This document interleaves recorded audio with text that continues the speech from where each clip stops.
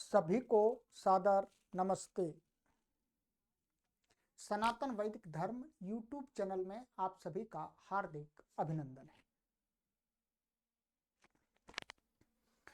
मित्रों, कर्म फल विवरण की श्रृंखला को हम लगातार निरंतर पढ़ रहे हैं और आज इस सीरीज में श्रृंखला में हम 19वीं कक्षा को पढ़ेंगे। 18 कक्षाएं हमारी कंप्लीट हो चुकी हैं। प्लेलिस्ट में आप सभी के लिए हमने कॉलम बना दिया है कर्म फल विवरण। उस पर क्लिक करके आप पीछे की जितनी कक्षाएं पढ़ा दी गई हैं, यदि आपने नहीं पढ़ी हैं तो अवश्य पढ़ लीजिएगा। ठीक है, पूरी सभी वीडियो सभी के लिए निःशुल्क हैं, ओपन हैं और विद्या के प्रचार प्रसार के लिए आपसे निवेदन भी करते हैं कि अपने मित्रगणों तक भी, सगे संबंधियों तक भी शेयर करके इस विद्या को पहुंचाएं। चलिएगा, तो गत कक्षा में हमने आपको एक प्रश्न लेकर के उसका उत्तर बताया था। ठीक है, और आज हमारा प्रश्न है नया कि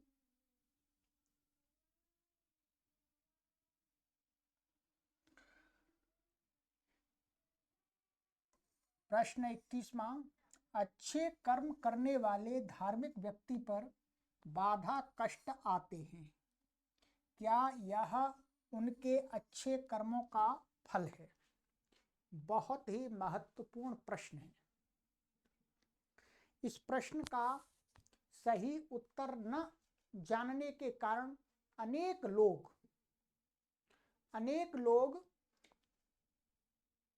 सही मार्ग से हट जाते हैं, अच्छे कर्मों को करना छोड़ करके बुरे कर्म कर देते हैं। अनेक लोग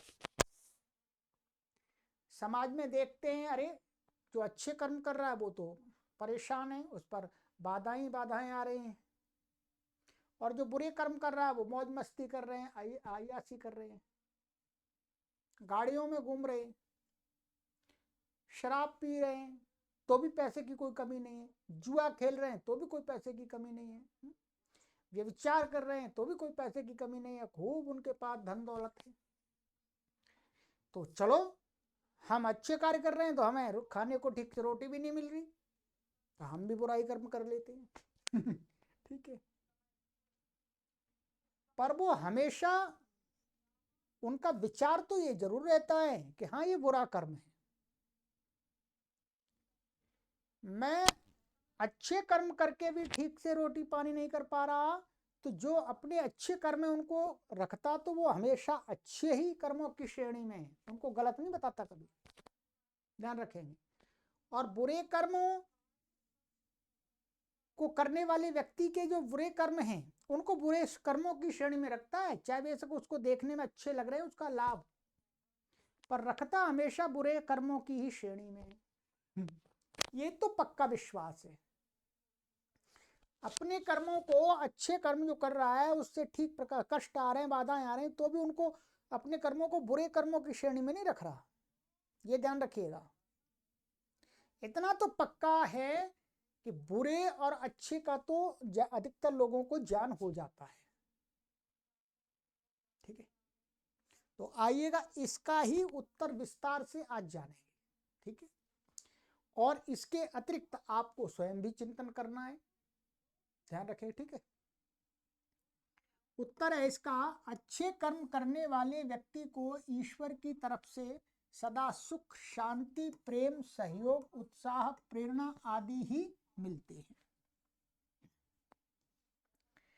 अब यह सबसे पहले तो हमें इसका उत्तर मिल रहा है कि अच्छे कर्म करने वाला कोई भी व्यक्ति है,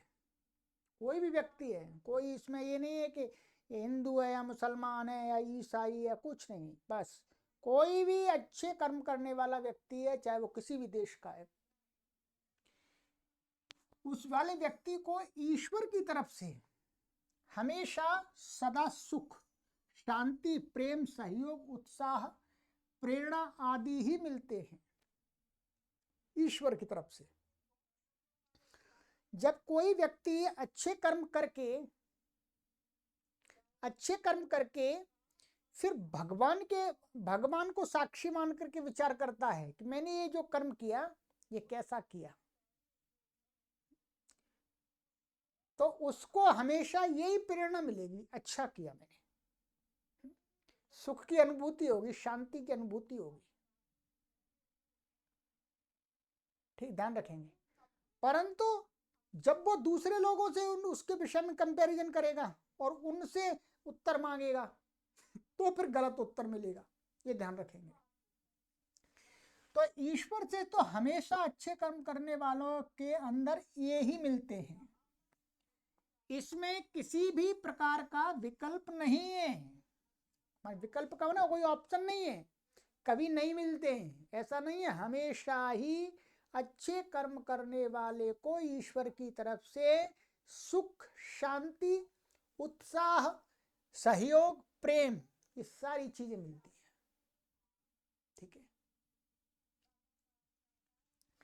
किंतु परिवार, समाज की ओर से कभी कभी सुख, सहयोग, प्रेम, सांत्वना के विपरीत भय, तिरस्कार, घृणा, उपेक्षा, विरोध, निंदा, अन्याय आदि भी प्राप्त होते हैं।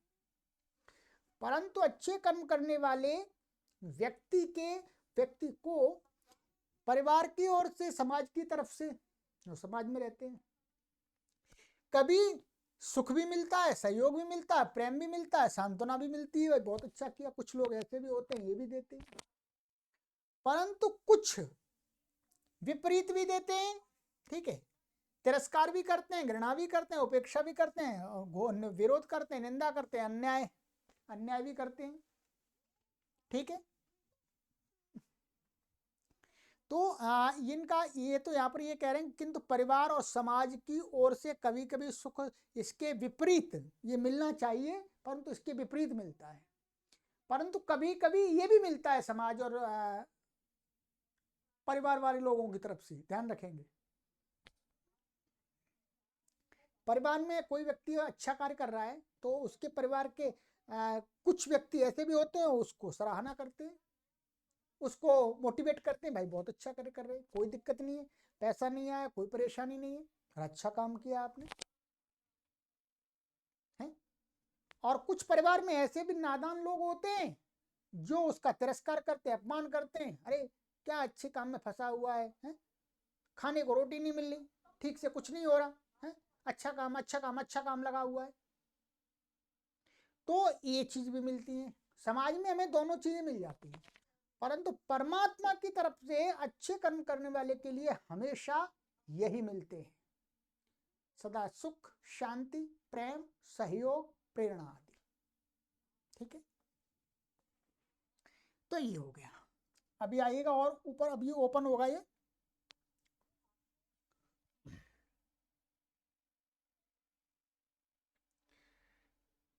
ऐसे ही बुरे कर्म करने वाले व्यक्ति को ईश्वर की ओर से तो सदा दुखादि ही मिलते हैं, किंतु परिवार, समाज के व्यक्ति के द्वारा कभी कभी ऐसे व्यक्ति को सुख, सहयोग, प्रेम आदि भी मिलते हैं। अब बुरे कर्म करने वाले व्यक्ति को देखेंगे तो उसको क्या होता है, उसको परमात्मा की तरफ से तो हमेशा, जब वो परमात्मा से एकांत में बैठ करके पूछे तो परमात्मा की तरफ से जो उसको मिलेगा प्रत्युत्तर वो यही मिलेगा, भाई तूने गलत किया। परमात्मा की तरफ से तो हमेशा दुखादि उसको मिलेंगे, प्रेम में नहीं मिलेगा उसको, प्रेरणा नहीं मिलेगी, उत्साह नहीं मिलेगा उसको। परमात्मा से कोई दुष्ट व्यक्ति दुष्ट कर्म करके यदि फिर बाद में एकांत में बैठ करके परमात्मा का चिंतन करने लगे और अपने कर्मों पर विचार करने लगे तो उसको परमात्मा की तरफ से ऐसा नहीं आएगा, हाँ बहुत अच्छा किया, बहुत अच्छा काम किया, उसकी आत्मा ग्लानि से भर जाएगी।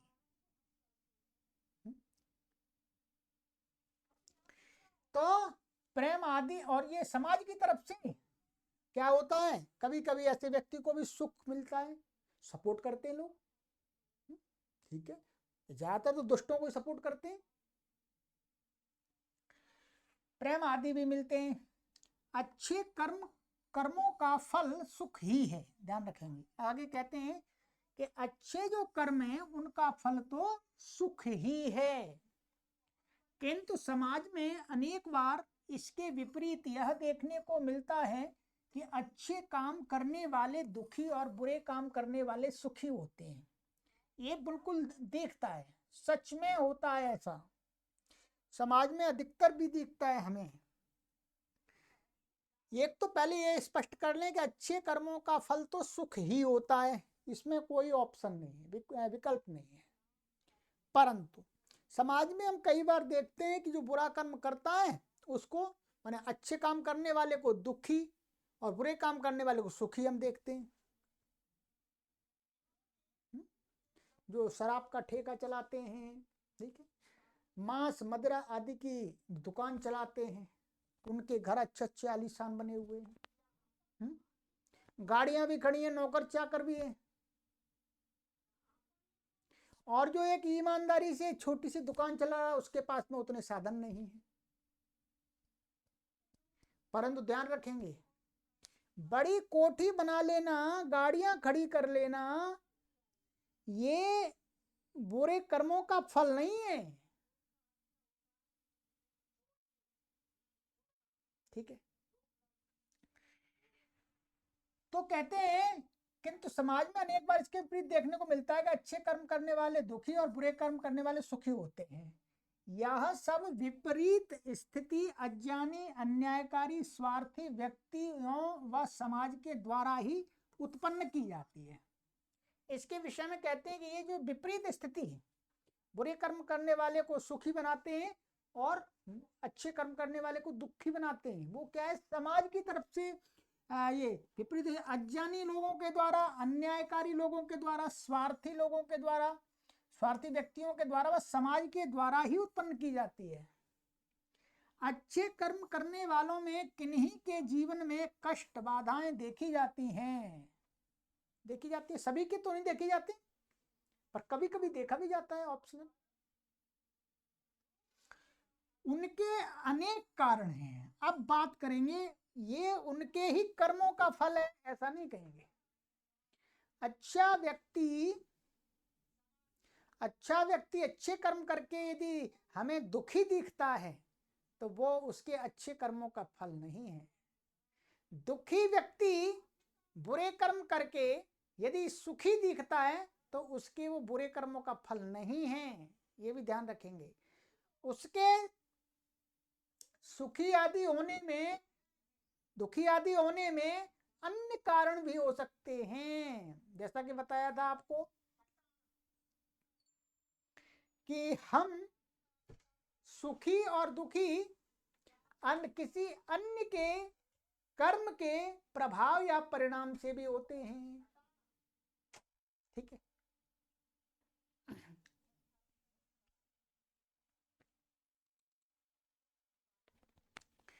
अब आइएगा, अब यहाँ पर कुछ कारण हैं, उनको अच्छी प्रकार से थोड़ा सा विचार कर लेते हैं।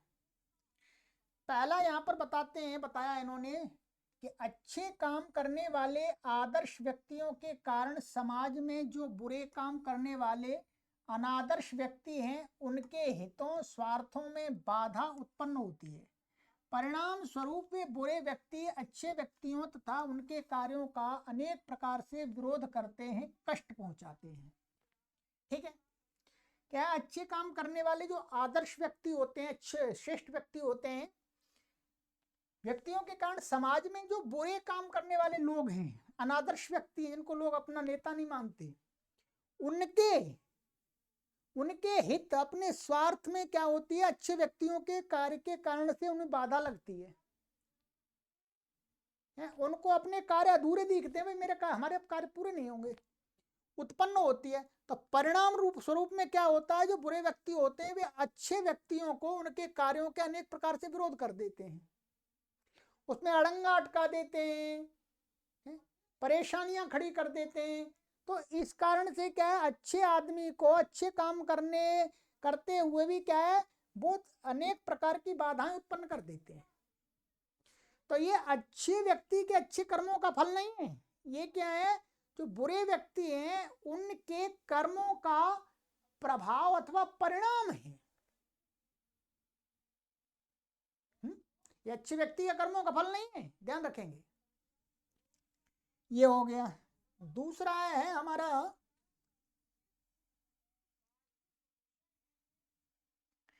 नंबर 2, आज की परिस्थिति में समाज में अच्छे व्यक्तियों की संख्या कम है तथा वे संगठित नहीं है, न ही वे किसी योजनाबद्ध रूप से बुरे व्यक्तियों का, बुरे कार्यों का विरोध करते हैं।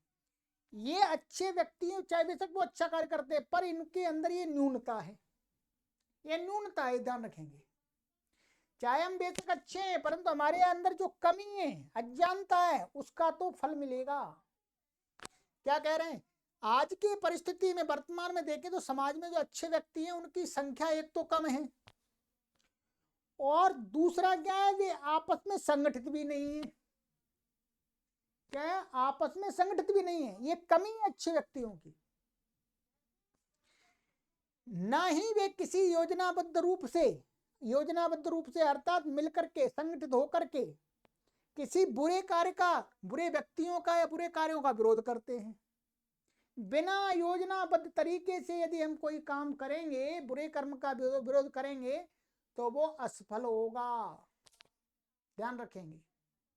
साथ में नीति भी अपनानी पड़ती है, विद्वानों ने नीतियां भी बनाई हैं, ठीक है। तो हमें जो अच्छे व्यक्ति दिखते हैं अथवा हम स्वयं अपने आप को अच्छा मानते हैं, अच्छा काम करते हैं, सत्य बोलते हैं, सदाचार करते हैं, किसी को ठगते नहीं है, परंतु हमारे अंदर कमी तो है। आखिर हम एक तो संगठित नहीं है, दूसरे हमारी संख्या कम है, और दूसरा फिर तीसरा हम योजनाबद्ध तरीके से कोई कार्य नहीं करते।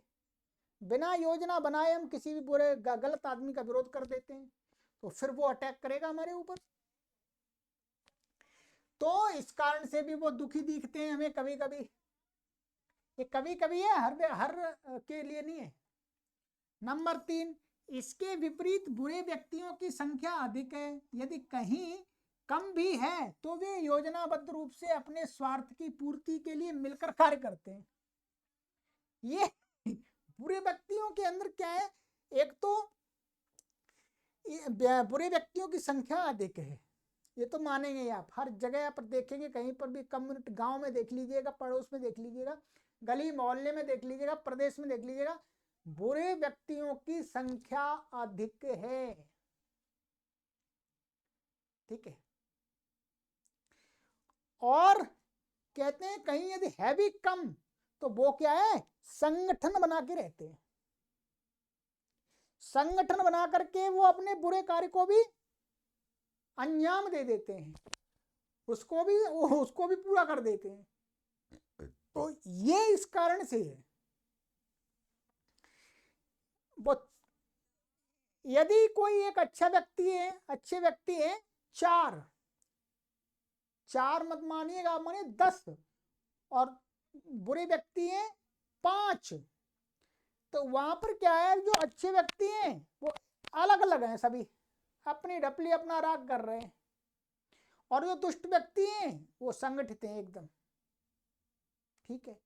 लूट करनी है, कुछ चोरी चपाटी करनी है, कुछ भी करना है, इकट्ठे होकर के एक एक को कर लेते हैं। अच्छा काम नहीं है पर ये ध्यान रखेंगे, परंतु वो बुरे लोगों को इस प्रकार से एक एक करके परेशान कर देते हैं, फूट डाल करके, ठीक है। तो अपने स्वार्थ की पूर्ति के लिए मिलकर कार्य कर लेते हैं, ठीक है। 1000 रुपए लूट करके लाएंगे, चलो ये 5 है, 200 रख ले, क्या परेशानी है, कोई परेशानी नहीं। तो ये अच्छे व्यक्तियों के अंदर हम एक क्वालिटी देख सकते हैं, और अच्छे बुरे व्यक्तियों के अंदर ये क्वालिटी देख सकते हैं, और अच्छे लोगों के अंदर ये एक उनकी न्यूनता है। इसके कारण अच्छे कार्य करते हुए भी वो दुखी हो जाते हैं, ठीक है। अब आप यहां पर ये मत कहिएगा कि अच्छे व्यक्तियों के अंदर यदि संगठन होने का गुण नहीं है तो वो अच्छे नहीं है, नहीं, ऐसा नहीं है। व्यक्तिगत रूप से हम उनको देखें तो वो अच्छा, उनका आचरण अच्छा है, सत्य बोलते हैं, ठीक है, कोई गलत कार्य नहीं करते, परिश्रम करते हैं भरपूर, अपना जो कर्तव्य वो पूरा निभाते हैं, तो अच्छे ही है, अच्छे ही है। ठीक है, परंतु उनके अंदर ये वो संगठन के विषय में कम सोचते हैं, जबकि सोचना चाहिए उनको, उनको सोचना चाहिए। ऐसा नहीं वो संगठित नहीं है तो वो खराब है, नहीं, ये उनका एक वो अलग है कि ये वो गुण धारण नहीं करते, इस गुण को न धारण करने के कारण से वो जो दूसरे दुष्ट लोग हैं वो उनको सताते रहते हैं अच्छे लोगों को। ऐसा नहीं है कि वो संगठित नहीं है तो बुरे हैं, ऐसा नहीं है। ठीक है, और वो संगठित है तो अच्छे हैं, नहीं। संगठित होना और संगठित न होना ये अच्छे बुरे की परिभाषा नहीं है। ठीक है, दुष्ट लोग संगठित हो गए तो वो अच्छे नहीं हो गए, और यदि अच्छे लोग संगठित नहीं हुए तो वो बुरे नहीं हो गए वास्तव में। हाँ, यदि बुरे लोगों से लड़ना है, अच्छे लोगों को अर्थात उनकी बुराई को रोकना है, उनको नीचे रखना है, तो फिर जो अच्छे अच्छे लोग हैं उनको संगठित होना पड़ेगा, तब संगठित होना पड़ेगा। ठीक है, चलिएगा, ये हो गया। चौथा है इसके अंदर बहुत सुंदर, अच्छे व्यक्ति अनेक बार किन्हीं विषयों में, किन्हीं व्यवहारों में अपनी अज्ञानता के कारण भी भूल से, शीघ्रता से परिणाम प्रभावों को ठीक प्रकार बिना विचारे कार्यों को कर देते हैं। परिणाम स्वरूप उनके कार्यों में बाधाएं बढ़ जाती हैं। एक अच्छे व्यक्तियों के अंदर उनके ये भी हो सकता है दुखी होने का कारण कि वो अनेक बार क्या है, किन्हीं विषयों में अथवा किन्हीं व्यवहारों में जो भी काम करते आदि उनमें उनमें क्या है, अपनी अज्ञानता के कारण से भूल से शीघ्रता कर देते हैं, अथवा परिणामों का, प्रभावों का ठीक प्रकार से उस पर विचार नहीं करते कि भाई इस क्रिया का हम इस आदमी का विरोध कर रहे हैं तो इसका परिणाम क्या होगा, प्रभाव क्या होगा, हम इस समय इसका विरोध कर रहे हैं तो इसका प्रभाव और परिणाम क्या होगा। तो इस गलती के कारण भी क्या होता है, अच्छे काम करते हुए भी दुख मिल जाता है।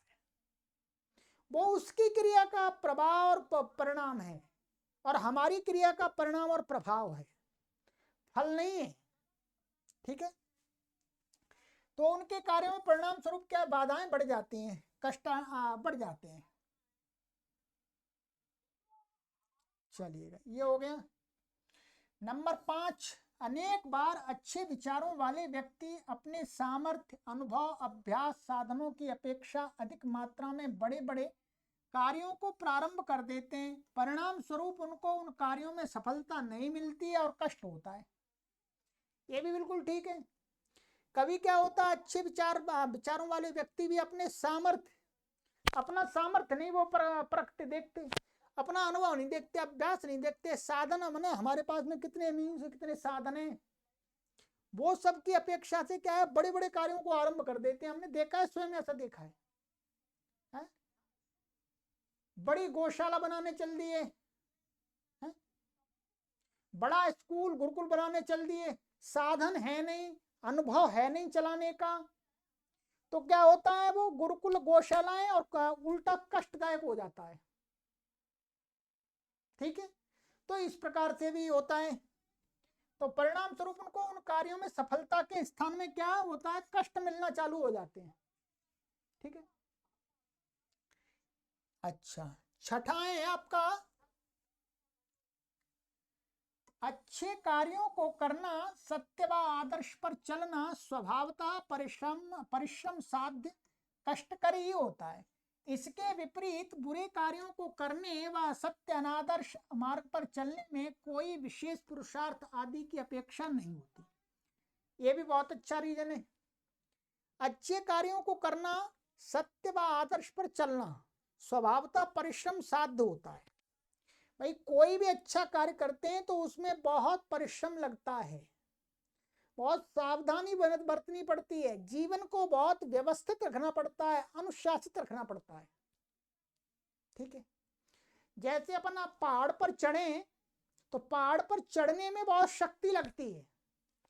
किसी वस्तु को, कोई हमारे पास में कोई कुछ है वस्तु, उसको हम पहाड़ पर ऊपर ले जाएं तो उसमें बहुत परिश्रम लगेगा, और पहाड़ से उस वस्तु को नीचे लाना हो तो ऊपर से नीचे फेंक दो तो झट से आराम से आ जाएगी।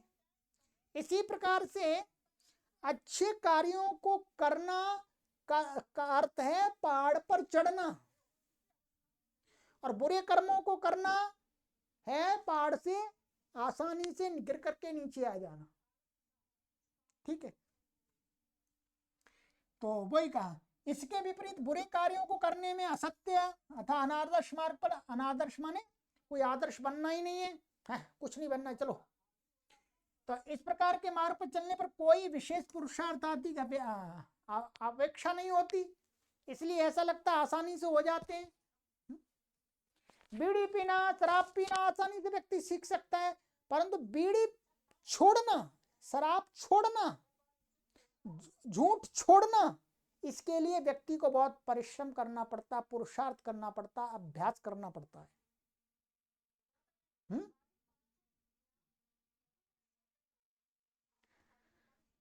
तो इसलिए भी क्या हमें ऐसा लगता है कि भाई सत्य का मार्ग होता है, उस पर तो कष्ट आएंगे ही, परिश्रम साध्य वो।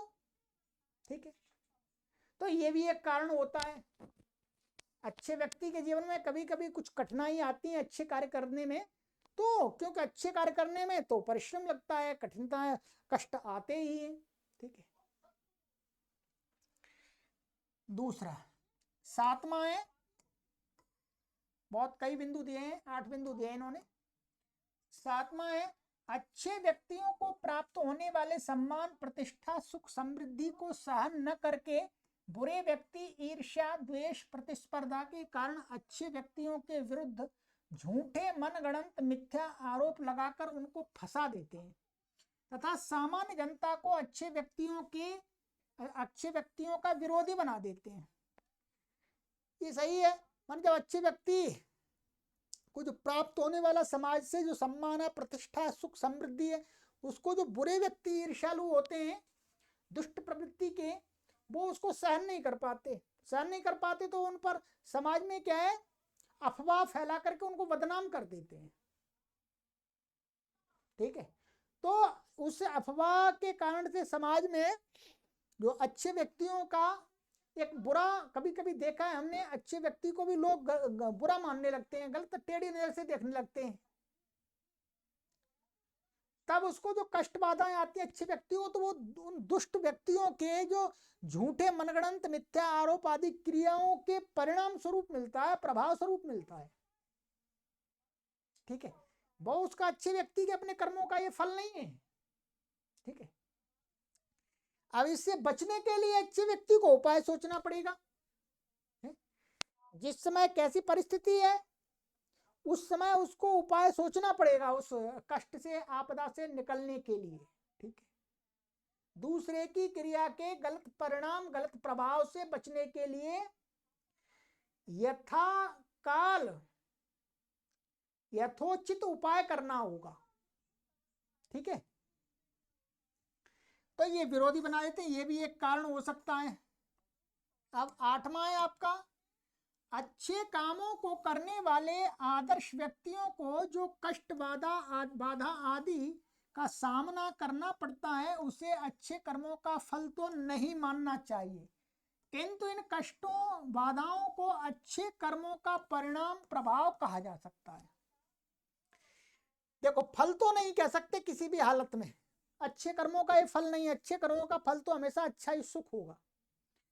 हाँ, कभी ऐसा कह सकते हैं कि अच्छे व्यक्ति जब कोई कर्म करता है तो उसका परिणाम गलत हो सकता है। परिणाम गलत होने में क्या है, उसका अनुभव की कमी, उसके पास सामर्थ्य की कमी, उसके पास साधनों की कमी, इस कारण से वो कोई भी क्रिया अच्छी आरंभ करता है तो उसका परिणाम उसको गलत दुखी करा सकता है, प्रभाव गलत हो सकता है, वो उसकी अज्ञानता होगी, उसमें उसको सुधारना पड़ेगा। ठीक है, ठीक है, ये तो सरल भाषा में कोई परेशानी नहीं है। अच्छे कर्मों का बुरा प्रभाव, परिणाम सत्य, आदर्श, न्याय को न समझने वाले अज्ञानी, स्वार्थी लोगों के द्वारा ही उत्पन्न किया जाता है। ठीक है, कहते हैं अच्छे कर्मों का बुरा प्रभाव, परिणाम, सत्य, आदर्श न्याय को न मानने वाले अज्ञानी स्वार्थी लोगों के द्वारा ही उत्पन्न किया जाता है। ठीक है। बुद्धिमान धार्मिक व्यक्तियों पर तो अच्छे कर्मों का प्रभाव परिणाम अच्छा ही होता है। वे अच्छे कर्म करने का तो अच्छा प्रतिभाव देते हैं। क्या है ये कहना चाह रहे हैं कि किसी व्यक्ति हमने दुष्ट व्यक्ति के प्रति हम यदि अच्छा काम भी करेंगे, उसका सहयोग भी करेंगे, उसकी अज्ञानता के कारण से क्या है, हमारी क्रिया का हमें गलत परिणाम मिलेगा, गलत प्रभाव दिखेगा। ठीक है। तो वही कहा इन्होंने यहाँ पर, अच्छे कर्मों का बुरा प्रभाव जो हमें दिखता है अथवा परिणाम दिखता है। ठीक है। और वो क्या है, सत्य आदर्श न्याय को न समझने वाले, ध्यान रखेंगे, सत्य सिद्धांत को और आदर्श और न्याय को न समझने वाले जो अज्ञानी लोग हैं, स्वार्थी लोग हैं, उनके द्वारा किया जाता है। ये समझ रहे होंगे ना। ये क्या है, अच्छे कर्मों का बुरा प्रभाव अथवा बुरा परिणाम, ये क्या है, सत्य आदर्श न्याय को न समझने वाले अज्ञानी लोग, स्वार्थी लोगों के द्वारा ही उत्पन्न किया जाता है। बुद्धिमान धार्मिक व्यक्तियों पर तो अच्छे कर्मों का अच्छा परिणाम ही आता है। ठीक है, होता है। वे अच्छे कर्म का करने का अच्छा प्रतिभाव देते हैं। अर्थात हम किसी व्यक्ति अच्छे व्यक्ति के साथ में उसके साथ अच्छी क्रिया करेंगे, अच्छा व्यवहार करेंगे, तो उसकी तरफ से हमें अच्छा ही मिलेगा। परंतु अन्यायी व्यक्ति, अज्ञानी व्यक्ति, स्वार्थी व्यक्ति, लालची व्यक्ति के प्रति हम कुछ अच्छा करेंगे तो हमें उसके प्रभाव रूप में अथवा परिणाम रूप में हमें क्या है, गलत ही मिलेगा। ये कहना चाह रहे हैं। तो ये इसका उत्तर इन्होंने काफी अच्छा दिया। तो अब इस उत्तर का हमें संक्षिप्त क्या समझना होगा, संक्षिप्त ये समझना होगा कि अच्छे कर्म करने वाले व्यक्ति पर जो कष्ट बाधाएं आती हैं वो वस्तुतः उसके कर्मों का फल नहीं है, उसके क्रियाओं का परिणाम अथवा प्रभाव भी हो सकता है, अथवा अन्य की क्रियाओं का परिणाम और प्रभाव रूप में उसे दुख मिलता है। ये ध्यान देंगे। अपनी क्रिया अर्थात अच्छा व्यक्ति कभी अज्ञानता के वश ऐसी क्रिया कर देता है अच्छी दुष्ट व्यक्ति के प्रति कि वो उसका परिणाम गलती देता है। ठीक है। तो इस रूप में तो अब अंततः हमें ये समझना है कि यदि हम अच्छे व्यक्ति हैं तो अच्छे व्यक्तियों को क्या है, नीति पूर्वक अच्छे काम करने पर ही सुख मिलेगा उसे पूरी तरह से।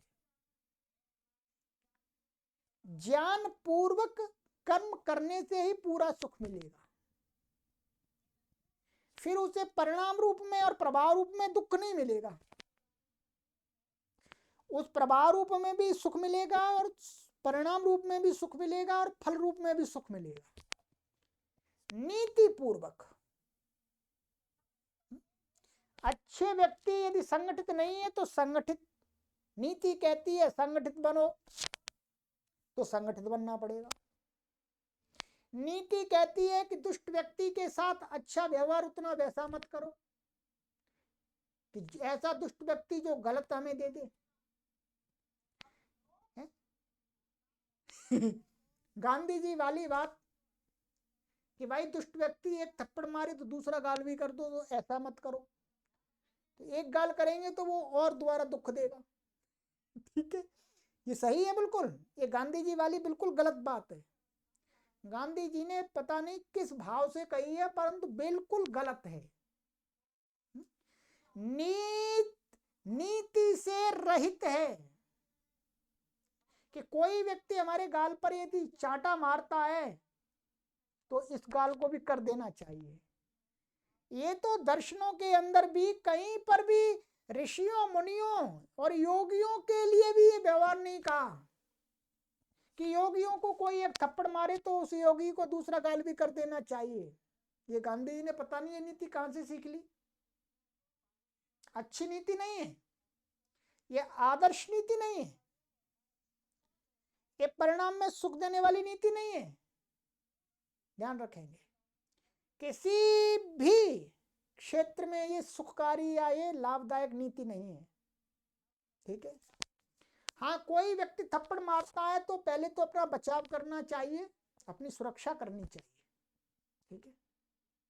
और फिर आगे ऐसा उपाय करना चाहिए कि वो दूसरा थप्पड़ ना मारे, ऐसा उपाय करना चाहिए। तो यहाँ पर यही है कि अच्छे लोगों के अंदर उनको विचार करना होगा कि हम अच्छे कार्य कर रहे हैं फिर भी दुखी है, तो कमी कहाँ पर है, उस कमी को हमें निकालना होगा। ठीक है। और वो कमी निकलेगी नीतियों को अपनाने से। ठीक है। एकदम भोला भाला मानस बनने से नहीं निकलेगी। ध्यान रखेंगे।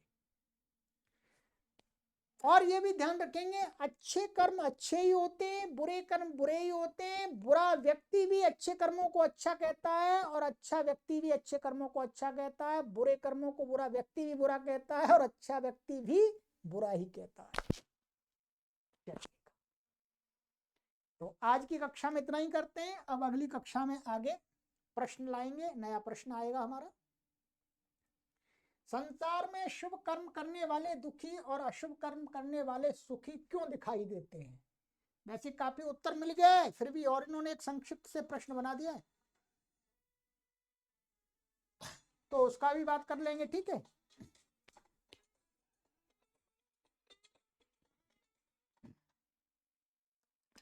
चलिएगा, सभी को सादर नमस्ते।